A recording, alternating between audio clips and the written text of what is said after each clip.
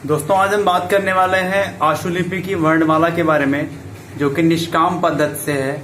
और इसमें हम इसके स्वर और व्यंजनों के बारे में आपको बताऊंगा कि इसमें मैं आपको बताऊंगा इसके जो स्ट्रोक्स होते हैं वो कैसे बनते हैं और उनकी डायरेक्शन क्या होती है और उनमें डिफरेंस क्या होते हैं, एक दूसरे वर्ण में हम कैसे डिफरेंस करेंगे, मैं आपको यही बताऊंगा। और अभी तक सबसे सरल जो प्रणाली है शॉर्ट हैंड की, वो निष्काम प्रणाली ही है। तो अब मैं आपको स्टार्ट करूंगा स्वर से। स्वर हमारे यहाँ 11 स्वर लिए गए हैं। यहाँ पे री और आ को बाहर कर दिया गया है। तो सबसे पहला हमारा जो स्वर आता है वो हमारा होता है आ, या फिर छोटा आ जिसको हम बोलते हैं। तो इसको हम एक बहुत ही हल्की डॉट बिंदी से दिखाते हैं, क्योंकि इसका जो उच्चारण काल होता है बहुत ही कम होता है और इसके उच्चारण में बहुत ही कम समय लगता है। इसलिए इसको हम एक हल्की सी केवल एक बिंदी रख देते हैं, उस बिंदी से इसको हम प्रदर्शित कर देते हैं। अगर एक नॉर्मल सी बिंदी रख देते हैं तो उस बिंदी से हम इसको प्रदर्शित कर देते हैं। और उसके बाद फिर हमारा आता है बड़ा आ। बड़ा आ को वही जो बिंदी होती है उसको थोड़ा सा हम डार्क कर देते हैं। और इन दोनों वर्ड में ये डिफरेंस होता है कि जो हमारा जो छोटा आ होता है वो हमारा लाइट होता है और जो बड़ा आ हमारा होता है वो हमारा डार्क होता है। उसके बाद हमारे पास वर्ड आता है हमारा छोटी ई और बड़ी ई। तो छोटी ई को हम 180 अंश पे एक पड़ी रेखा हम डाल देते हैं और एक छोटी सी रेखा होती है, बहुत ही छोटी मिनट सी रेखा हम खींचते हैं, इसको हम छोटी ई पढ़ते हैं। लाइट रेखा को हम छोटी हमेशा पढ़ते हैं और इसी रेखा को अगर हम डार्क कर देते हैं तो हमारा बड़ी ई हो जाता है। उसके बाद हमारे आते हैं ए और ए आते हैं। तो ए को हम छोटा सी भी लिख सकते हैं या फिर इसको हम अर्ध गोला भी पढ़ सकते हैं। इसको हम सी ज्यादा समझना ज्यादा इजी होता है, तो इसको हम एक छोटा सा सी लिख देते हैं। तो अगर लाइट सी होता है तो उसको हम ए पढ़ते हैं और अगर हमारा वही डार्क सी हो जाता है तो उसको हम ए पढ़ लेते हैं। उसके बाद हमारे आते हैं छोटाऊ और बड़ाऊ। तो छोटाऊ के लिए एक सीधी पड़ी रेखा डाल देते हैं, लंबवत सीधा जो रेखा होती है उसके लंबवत डाल देते हैं 90 अंश पे, और वो रेखा छोटी होती है तो लाइट वाली रेखा को हम छोटाऊ पढ़ते हैं और डार्क वाली रेखा को हम बड़ाऊ पढ़ लेते हैं। उसके बाद हमारे पास वर्ण आते हैं ओ और औ। ओ और औ को जैसे हमारा ए और ए बनता है तो इसी को सीधा हम उल्टा कर देते हैं। तो अगर इसको हम लाइट लिखते हैं तो हमारा ओ बन जाता है और उसी को अगर हम डार्क लिख देते हैं तो हमारा औ बन जाता है। उसके बाद हमारा आता है अंगा। तो इसको हम पूरा जो हमारा जो ए होता है तो वो अर्ध गोलाकार होता है और अंगा को हम एक पूर्ण गोलाकार एक छोटा सा गोला हम कर देते हैं, ये डार्क होता है, वो कर देते हैं तो हमारा अंगा आ जाता है। उसके बाद हमारे पास व्यंजन आते हैं। तो व्यंजन में हमारे यहाँ 5 वर्ग होते हैं। 5 वर्गों में हमारे पास 5-5 वर्ण होते हैं, लेकिन हम यहाँ सभी वर्णों को समाहित नहीं करते हैं। यहाँ पे जो हमारे जो लास्ट के वर्ण होते हैं, जैसे हमारे पास णा होता है, इया होता है और अड़ा होता है, उसके बाद मा होता है और ना होता है, तो इन सबके उच्चारण लगभग सेम चलते हैं।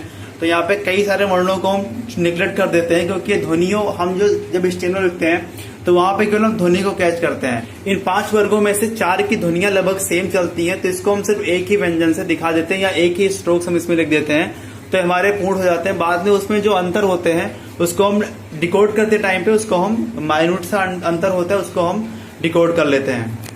तो सबसे पहला जो हमारा वर्ग होता है वो हमारा का वर्ग होता है। इसमें 5 वर्ण होते हैं। सबसे पहले हमारा का होता है, तो एक सीधी रेखा अगर हम खींच देते हैं पड़ी हुई 180 अंश पे लाइट सी, तो उसको हम का पढ़ लेते हैं। और अगर उसी रेखा को हम वक्राकार कर देते हैं तो हम उसको खा पढ़ लेते हैं, लेकिन वो भी लाइट ही होगी।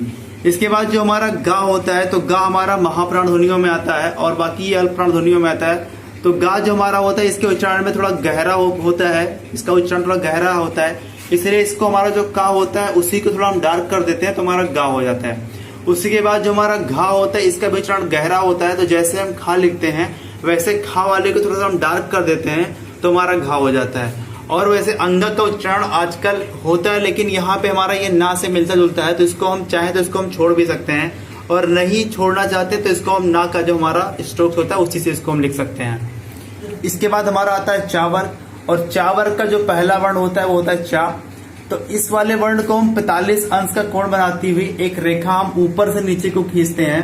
यहाँ पे डायरेक्शन आपको ध्यान रखना है, ऊपर से नीचे की तरफ आएगा, इसको हम अधोमुखी भी बोलते हैं। अगर नीचे से ऊपर को जाता है तो उसको मूर्धमुखी बोलते हैं, और अगर ऊपर से नीचे आता है उसको हम अधोमुखी बोलते हैं। तो अधोमुखी रूप में अगर हम यहाँ पे खींचते हैं तो हमारा ये चा हो जाता है 45 अंश पे। और अगर उसी रेखा को थोड़ा सा हम कर्वाकार कर देते हैं तो हमारा छा बन जाता है। और अगर जो हम चा को थोड़ा डार्क लिख देते हैं तो हमारा वो जा बन जाता है। अगर जो हम छा को थोड़ा सा डार्क कर देते हैं, छा वाले कर को थोड़ा सा डार्क कर देते हैं तो हमारा झा बन जाता है।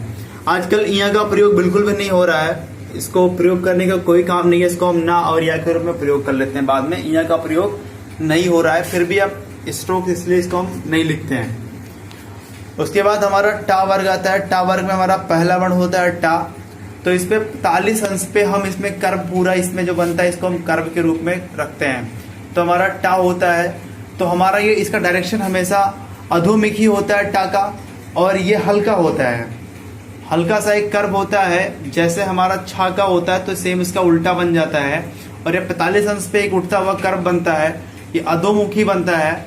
तो इसको हम टा पढ़ते हैं, लेकिन ये हमेशा लाइट होता है। उसके बाद ठा भी हमारा नीचे से ऊपर जाता है, ये ऊर्ध्वमुखी हो जाता है। सेम कर्व होता है लेकिन ये नीचे से ऊपर जाता है, ये ऊर्ध्वमुखी हो जाता है, तो इसको हम ठा पढ़ लेते हैं। उसके बाद हमारे पास डा और ढा आता है। तो हमारा जो डा होता है, जो हमारा ठा बनता है उसी को अगर हम डार्क कर देते हैं उसको हम ढा पढ़ लेते हैं, और जो हमारा ठा होता है उसी को हम डार्क कर देते हैं तो हम ढा पढ़ लेते हैं। और अड़ा के लिए अगर हम चाहें तो ना वाले स्ट्रोक को जो हमारा होता है उसको बीच से हम काट के लिख सकते हैं। वैसे भी इसका प्रयोग करने की जरूरत नहीं है, लेकिन आप फिर भी अगर दोनों में अंतर करना चाहते हो तो आप जो हमारा ना होता है उसी को बीच से काट के इसको अड़ा भी कर सकते हो, लेकिन कोई जरूरत नहीं है इसकी। उसके बाद हमारा आता है ता वर्ग। ता वर्ग में एक सीधी लंबवत रेखा, जो हमारा पहला वर्ण होता है ता, ये पूरा एक लंबवत रेखाओं पे आधारित होता है हमारा वर्ग। तो हमारा जो पहला वर्ण होता है ता, इसमें एक सीधी लंबवत रेखा हम खींच देते हैं ऊपर से नीचे की ओर, हल्की सी लाइट होती है ये, तो हमारा ये ता बन जाता है। उसके बाद था, हमारी जो ता रेखा होती है उसको हम कर्वाकार कर देते हैं, ऊपर से नीचे भी बनेगा, तो हमारा ये था बन जाता है, ये भी लाइट होगा। उसके बाद दा हमारा आता है, अगर हम ता को डार्क कर देते हैं तो हमारा दा बन जाता है, और अगर जो हम था को डार्क कर देते हैं, अगर जो हम था को डार्क कर देते हैं तो हमारा धा बन जाता है। और इसके बाद आता है हमारा ना। तो ना के लिए एक हम चंद्राकार एक वक्र हम लग खींच देते हैं, और इसका डायरेक्शन हमारा आगे से पीछे की ओर होता है, या हम, और इसका डायरेक्शन हमारा होता है वो आगे से पीछे की तरफ चलते हैं इस डायरेक्शन को। और एक वक्र होता है, इसको हम ना पढ़ लेते हैं, लेकिन ये वक्र हमेशा लाइट होता है, चंद्राकार एक वक्र होता है, लाइट सा होता है, उसको हम ना पढ़ते हैं। उसके बाद हमारा आता है पा वर्ग। पा वर्ग में पहला वर्ण हमारा होता है पा, और ये वर्ग हमारा 120 अंश के कोण पे पूरा निर्धारित होता है।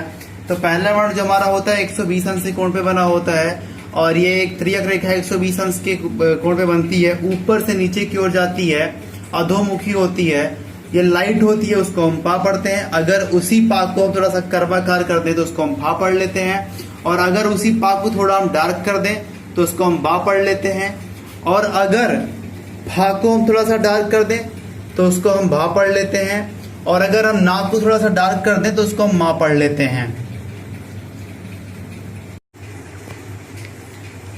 और इसके बाद आता है हमारा या, और या को हम एक 30 अंश पे एक हुक लगी हुई रेखा हम खींच देते हैं नीचे से ऊपर की ओर। इसको हम अप लाइन भी बोल सकते हैं। और जो हमारा ऊर्ध्वमुखी रेखाएं होती, जितनी रेखाएं ऊपर से नीचे की ओर आती है उनको हम डाउन लाइन भी बोल सकते हैं, और जो रेखाएं नीचे से ऊपर की ओर जाते हैं उनको हम अप लाइन भी बोल सकते हैं। उसके बाद हमारा आता है रा। रा को भी हम 30 अंश पर एक रेखा हम खींच देते हैं नीचे से ऊपर की ओर, तो हमारा ये रा हो जाता है। उसी रा को अगर जो हम डार्क कर देते हैं तो हमारा ला हो जाता है। और हमारा जो वा होता है वो 135 अंश पे एक रेखा हम खींच देते हैं ऊपर से नीचे की ओर, तो हमारा वा हो जाता है। उसके बाद हमारा आता है शाह, जो हमारा तालव्य वाला शाह होता है, और जो हमारा दंती सा या हमारा जो मूर्धन्य सा होता है, इन तीनों में कोई अंतर नहीं होता है। ये हमारा जब वर्ड हम लिखेंगे, निष्काम प्राणी में इनमें कोई अंतर नहीं रखा गया है। जब हम वर्ड लिखेंगे तो उनमें हमें थोड़ी हमें ग्रामर की नॉलेज होनी चाहिए हिंदी की, तो वहां पे हम समझ पाएंगे किस वर्ड के बाद कौन सा सा यूज होता है, या कौन से शब्द में कौन सा सा लिखा जाता है। वहां पे तालव्य वाला सा या फिर दंती सा या फिर मूर्धन्य सा है, वहां पे कौन सा यूज होगा। तो इन तीनों सा को हम सेम रखते हैं, जो कि 45 अंश पे कर्वाकार रेखाएं होती हैं ऊपर से नीचे की ओर, और इन तीनों में कोई भेद नहीं होता है, ये हमारे शाह बनते हैं। उसके बाद जो हमारा हा होता है, तो हमारा जो वाह होता है वही हमारा जो 135 अंश की जो हमारी रेखा होती है, जब वो रेखा नीचे की तरफ होती है उसको थोड़ा सा हम झुका देते हैं तो हमारा वो हा हो जाता है। तो इतने वर्णों को हम अपनी वर्णमाला में यहाँ पे रखते हैं आशुलिपि की वर्णमाला में, जो कि निष्काम प्रणाली की होती है। तो उम्मीद करता हूँ आप लोगों को वीडियो ये पसंद आई होगी, और अगर आप शॉर्ट हैंड लर्निंग में होंगे तो आपके लिए फ़ायदेमंद होगी। और अगर आप सीखना चाह रहे हैं तो आप चैनल को सब्सक्राइब कर लीजिए, आपको वीडियोस आगे मिलती रहेंगी। तो धन्यवाद दोस्तों।